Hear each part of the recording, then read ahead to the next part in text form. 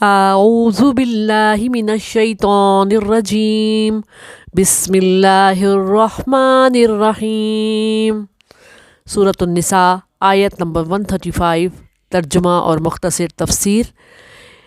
بسم اللہ الرحمن الرحیم۔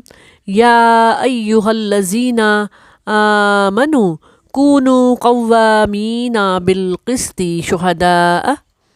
شہداء للہ ولو علی انفسکم او الوالدین والاقربین ان یکن غنیا او فقیرا فاللہ اولی بہما فلا تتبعوا الہوی ان تعدلوا وان تلووا او تعرضوا فان اللہ کان بما تعملون خبیرا۔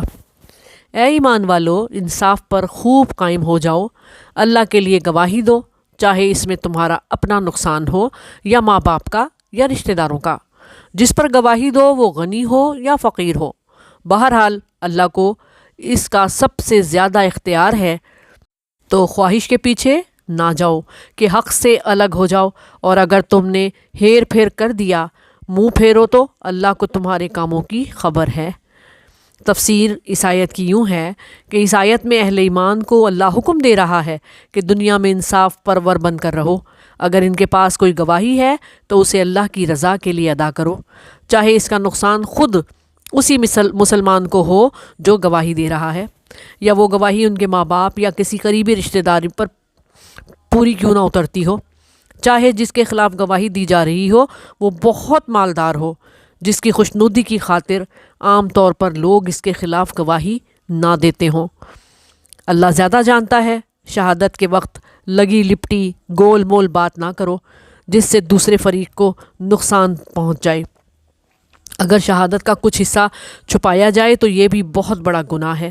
دوسری صورت یہ بھی ہے کہ گواہ کو واقعے کا پورا علم ہے، لیکن وہ بات کو کچھ کا کچھ بنا کر پیش کرے اور اس کا مقصد کسی ایک فریق کو فائدہ پہنچانا ہو، تو یہ عدل اور انصاف اور تقوی کے خلاف ہے۔ یہ الفاظ کونوا قوامین بالقسط بہت وسیع مفہوم کے حامل ہیں۔ اس آیت میں مسلمانوں کو حکم دیا جا رہا ہے کہ دنیا میں انصاف پرور بن کر رہیں، اگر ان کے پاس کوئی گواہی ہے تو اللہ کی رضا کے لیے اس گواہی کو پیش کریں، چاہے اس کی ضرب ان پر خود ہی پر کیوں نہ لگ جاتی ہو۔ ذاتی غرض عداوت کی وجہ سے انصاف کا دامن نہیں چھوڑنا۔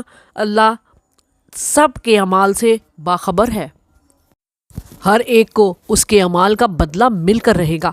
مسند احمد میں ہے، عبداللہ بن رواحہ رضی اللہ تعالیٰ عنہ روایت کرتے ہیں کہ جب رسول اللہ صلی اللہ علیہ وآلہ وسلم نے انہیں خیبر کے یہودیوں کے اناج اور پھلوں کا اندازہ لگانے کے لیے بھیجا تو یہودیوں نے ان کو رشوت دینی چاہی تاکہ ان کے ساتھ نرمی کریں، تو انہوں نے کہا، خدا کی قسم میں تمہارے پاس اپنے محبوب ترین شخص کا بھیجا ہوا آیا ہوں، اور تم لوگ میرے نزدیک بندروں اور سوروں سے بھی زیادہ مبغوض ہو، یعنی کہ دلوں میں بغض رکھتے ہو، لیکن اس ذات کی محبت اور تم لوگوں سے میری نفرت مجھ سے بے انصافی نہیں کروا سکتی۔ تو یہودیوں نے کہا کہ آسمان اور زمین کی بنیاد اسی عدل پر قائم ہے۔ عدل کا یہ اہتمام جس معاشرے میں بھی ہوگا وہاں امن ہوگا اور سکون ہوگا، اور اللہ کی طرف سے رحمتیں اور برکتیں بھی نازل ہوں گی۔ صحابہ کرام رضی اللہ تعالیٰ عنہم نے اس نقطے کو خوب سمجھ لیا تھا، اس پر عمل بھی کرتے تھے۔ بنیادی طور پر مسلم امت کو اسی شہادت کے لیے منتخب کیا گیا ہے تاکہ دنیا میں اپنے قول و فعل کے ذریعے حق کے ترجمان بن جائیں اور توحید کی گواہی دیتے رہیں۔ آخرت میں بھی یہ مسلمان امت پہلی امتوں کے بارے میں انبیاء کی تائید اور ان کی نبوت کی شہادتیں دیں گے، جیسے قرآن مجید اور رسول محترم صلی اللہ علیہ وآلہ وسلم نے فرمایا، لَتَكُونُوا شُهَدَاءَ عَلَى النَّاسِ، سورہ بقرہ 143 آیت، تاکہ تم لوگوں پر گواہ ہو جاؤ۔ انتم شہداء للہ فی الارض، مسلمانوں تم زمین پر اللہ کے گواہ ہو۔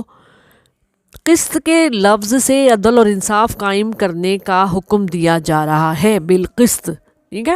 ارشاد ہوتا ہے کہ ہم نے رسولوں کو واضح دلائل کے ساتھ بھیجا اور ان کے ساتھ کتاب اور میزان نازل کیا تاکہ وہ لوگوں میں عدل قائم کریں، اور لوہا نازل کیا جس میں بڑی قوت ہے، لوگوں کے لیے بڑے فائدے ہیں۔ سورہ الحدید میں یہ بات بیان کی گئی ہے۔ یہاں شہادت سے مراد وہ گواہی ہے جو کسی واقعے یا مقدمے کے ثبوت کے لیے پیش کی جاتی ہے۔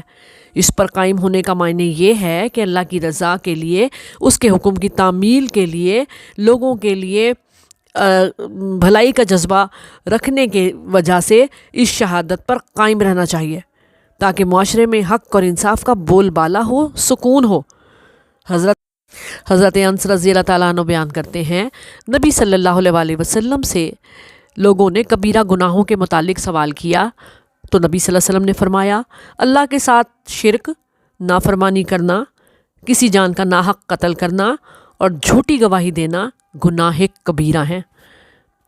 وَإِن طلوع سے مراد زبان کو پیچ دے کر بات ایسی بنائی جائے کہ جس کے خلاف گواہی دی جا رہی ہے وہ کسی طرح سے بچ جائے یا بات ہی چھپا لی جائے، تو بے شک تم جو کرتے ہو اللہ تو دیکھ رہا ہے، وہ تمہاری حرکتوں سے، نیتوں سے باخبر ہے، اور جو کچھ تم کر رہے ہو اس کی پوری سزا اللہ کے ہاں پاؤ گے۔ یہ نہ سمجھنا کہ ہم نے گول مول بات کی اور جھوٹ تو بولا ہی نہیں تو جھوٹی گواہی کے گناہ سے بچ جائیں گے، نہیں، ایسا نہیں ہوگا۔ حق کو مسخ نہیں کرنا، کسی طور نہیں کرنا، وہ حق سے پہلو نہیں بچانا، شہادت سے جی نہیں چھڑانا، ورنہ انجام دوزخ ہوگا، دوزخ کی آگ۔ استغفر اللہ۔